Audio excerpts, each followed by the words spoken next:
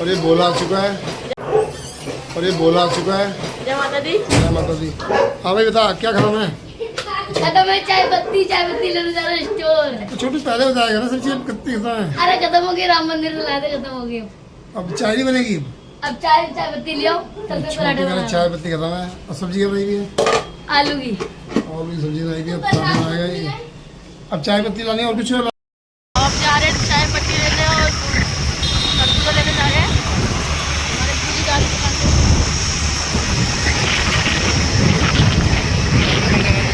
घर पे पराठे बन रहे हैं, छोटू बना रहा है। छोटू बोला चाय पत्ती लियो थी दूध के लिए। तो हम आ गए फल लेने।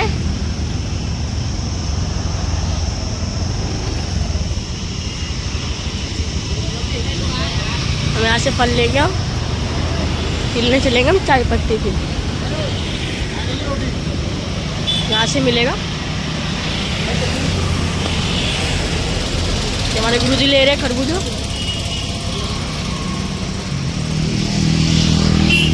बोला और मैं आया तरबूज लेने। हाँ भाई बोले सही है तरबूज? सही है। हाँ भाई कैसे दिया बताओ बच्चे को? 30 रुपये महंगा लगा 30 रुपये। और भाई साहब दे रहे 30 रुपये तरबूज। ये देखो मंडी बता 30 रुपये रेट है। 15 रुपये चल रहा है जगह जगह।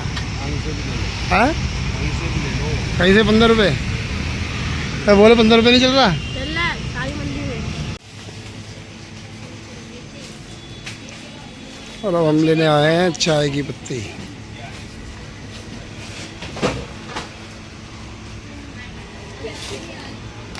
चले बोले चाय की पत्ती ले।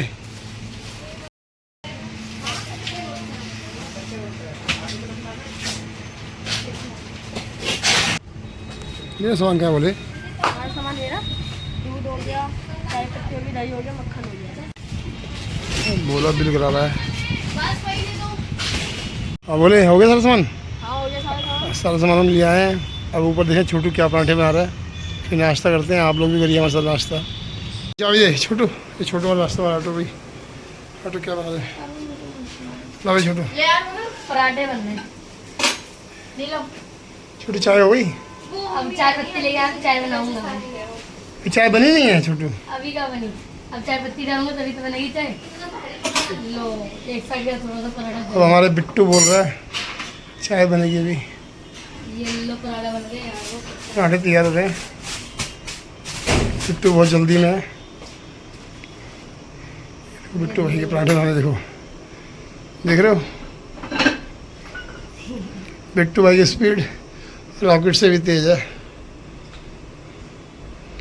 चलो बिट्टू भाई और पराठे लाओ, फिर नाश्ता करते हैं। उसके बाद बाकी देखते हैं। थक गया हूँ मैं। ओके बिट्टू।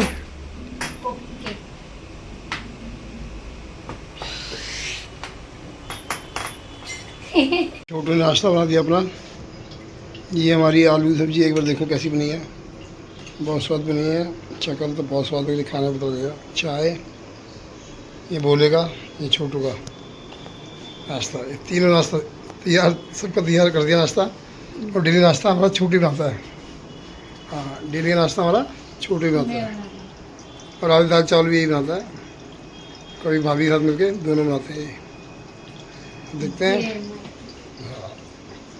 चलो छोटू नाश्ता उठाओ। बोला आ रहा, चलो उठाओ उठाओ। अब हम नाश्ता करेंगे सारे यहाँ पर। भोला आ जाए, भोले का वेट कर रहे हैं। सबका नाश्ता लग चुका है।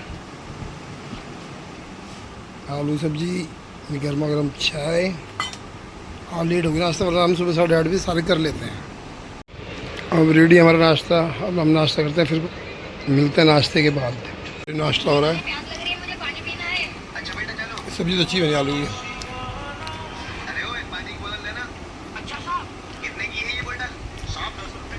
बोला अच्छा ये लो। पैसे नहीं है। बोला कैसी बनी है? आलू की सब्जी अच्छी बनी है। अरे भैया खुले की कोई बात नहीं, आप ही रख लो। और भैया आपको प्यास लग रही थी ना, ये लो 5 किलो।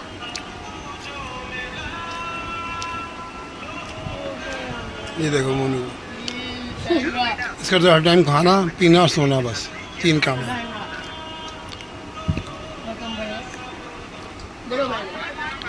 आंखें देखो, आंखें छोटी हो जाएंगी देखो।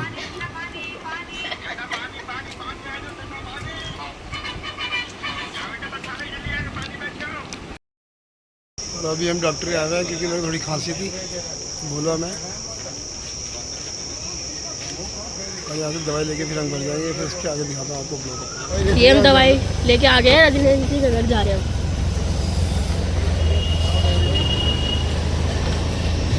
पूरी गली दिखा। हम। ये जीव लोग हैं, हाँ काट लो। ये बड़ी मंडी है।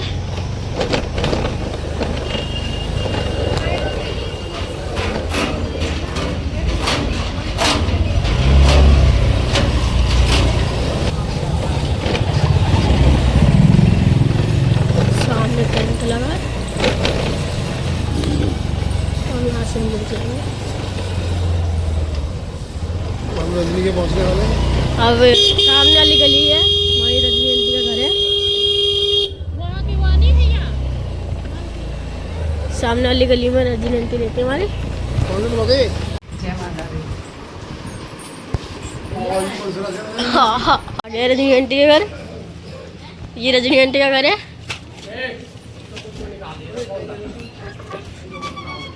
ये रजनी आंटी हमारी।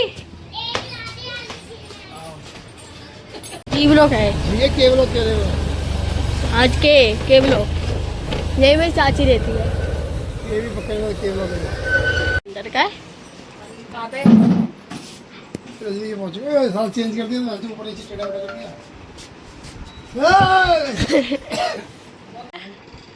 सो रहे हैं वो भी।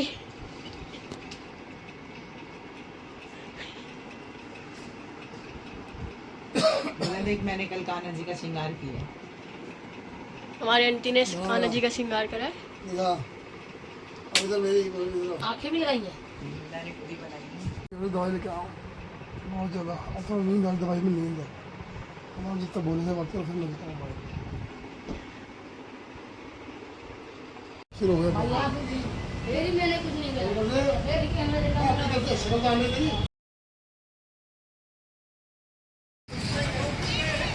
छोटू बोला शेक भी रहे, दिखाओ।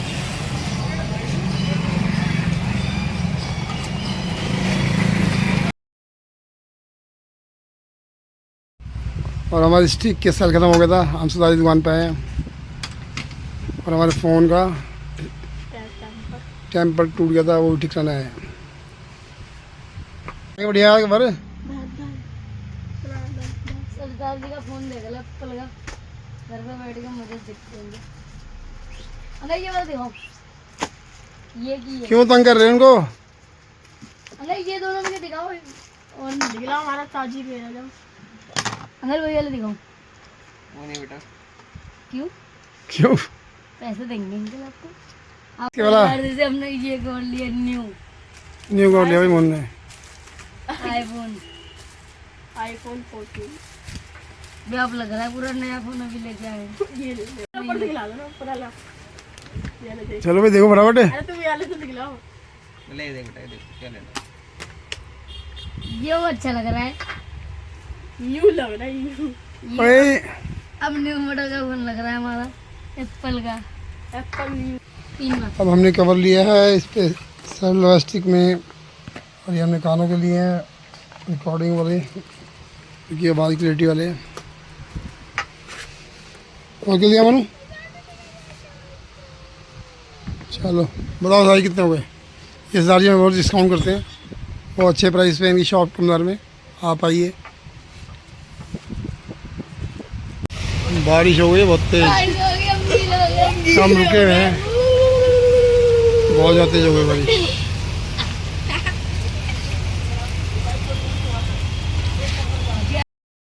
अब हम मंदिर में बैठे हैं, हमारा आरती का टाइम हो चुका है, मनीष भी आ गया। माता दी। सुबह से आपको हम सबको दिखाई चुके, और हम डेली आपको दिखाया करेंगे जो भी रूटीन होगा मंदिर का, हमारा क्या क्या करते हैं हम। आप सब लोग हमसे ज़्यादा से ज़्यादा जुड़ें, हमारे चैनल सब्सक्राइब करें, लाइक करें, शेयर करें, ताकि हमारा मनोबल और बढ़े। माता रानी की कृपा से, शंकर भगवान की कृपा से, बोलो शंकर भगवान की जय। बोला साचे दरबार की और हमारे जय। बीच में आप सभी अनिलोक जी हैं, अनिलोक अनुराग अनुराग अनुराग भैया जी अनुराग भैया जी हैं। सबको इनवाइट अब ये बताएंगे बोलते वही अच्छा लगता कि है। सब फ्रेंड्स ही उस पर हमने ये चैनल बनाया है, बताइए साहब। जैसे कि हमारे मंदिर पे बहुत सारी यंग जनरेशन अब आती है, तो प्रभु का मेन मोटिव यही है कि बच्चों को महारानी से भक्ति भाव से जोड़ना। आजकल के बच्चे उल्टी सीधी चीज़ों में आप सबको सब पता ही है, तो वो बच्चों को जब मंदिर में प्रभु ने जोड़ा, महारानी की आरती में जोड़ा, आगे से आगे उन्हें खड़ा रखते हैं, उन्हें भवन की सेवादारी देते हैं। सबसे बड़ी बात यह है, किसी मंदिर का महंत किसी को भवन की सेवादारी इतनी आसानी से नहीं देता, पर प्रभु इसलिए देते कि बच्चों का मनोबल बढ़े, वो जुड़े उनको माता रानी के पास। हाँ भाई, हमने माँ के यहाँ सेवा करी। बहुत लोगों ने हमें बोला है, कितने बच्चों ने ये बोला ये बात, जो आते हैं सेवादारी में आरती करने, कभी आपको उन सबसे भी मिलवाएंगे।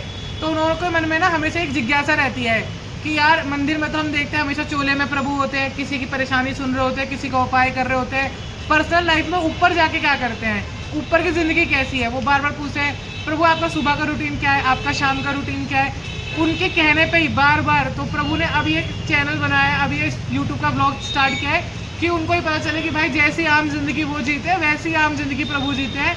नीचे आने के बाद वो महंत है, ऊपर वो एक सामान्य इंसान की तरह किसी के पति हैं, किसी के पिता हैं, किसी बच्चों के बड़े हैं, और हमारे गुरु हैं। हमारे तो सब कुछ ही है।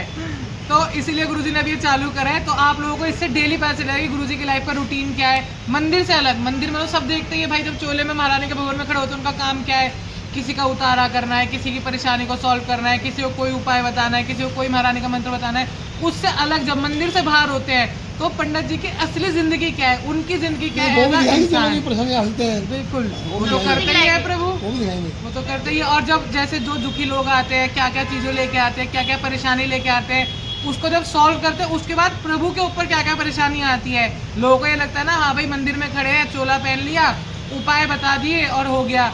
जब किसी को उतारा करते हैं ना, उसके बाद कितने दिन अपने शरीर को लेके, क्योंकि शरीर तो इंसान का ही है, महारानी के सेवादार है, महारानी रक्षा करती है, महारानी प्रेरणा देती है, पर उसका जो भार आता है वो अपने शरीर के ऊपर भी तो लेते हैं।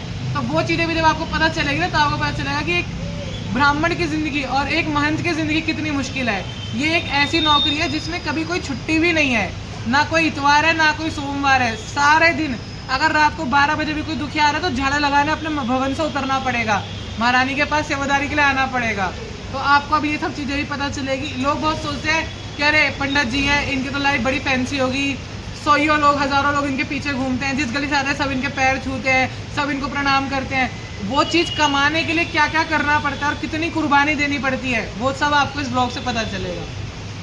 जय माता दी। जय महारानी माँ की।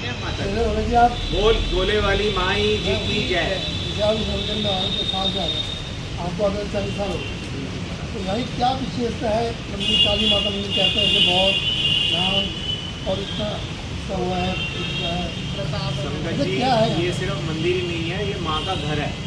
ये माँ का ऐसा घर है जहाँ पर बच्चा अपने घर में जाकर के अपने माँ से अपने दुखड़े बताता है, अपनी तकलीफ बताता है और अपना सुख चैन बताता है, सब कुछ बांटता है। ये वो वाली माँ है साक्षात जो यहाँ पर बैठी है। आज से नहीं, मैं बचपन से देखता आ रहा हूँ, लगभग 40 साल हो गए जैसा पंडित जी ने बताया है।